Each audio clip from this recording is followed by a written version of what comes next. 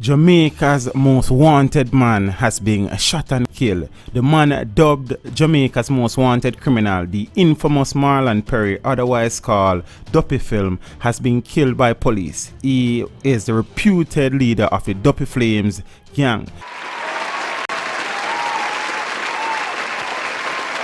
Head of crime for the Police Area 5 Division, Senior Superintendent Derek Champagny, has confirmed that Perry was killed in Port Morant, St. Thomas. One AK-47 rifle and 2 handguns were reportedly recovered. Perry is accused of killing Corporal Kenneth Davis and Constable Craig Palmer on December the 22nd, 2015, and also for a string of shootings, rapes and other crimes in and around the parish of St. Thomas. Beat and teach, so beat and teach, so beat and teach, beat and teach, beat and teach, beat and teach, beat and teach, beat and teach. This man has been on the run for ages, for years. You understand? He has finally been taken out by the police. I can only imagine the amount of wrongs that he has done or have been responsible for during the time that he was on the run. He was protected by many people in St. Thomas.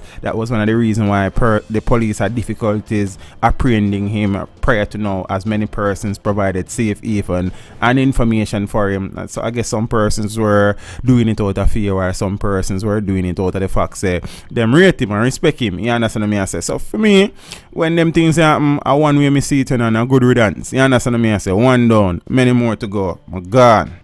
Thank you for watching the video. Drop a like and a comment down below and consider subscribing if you haven't done so as yet. Until next time, walk good.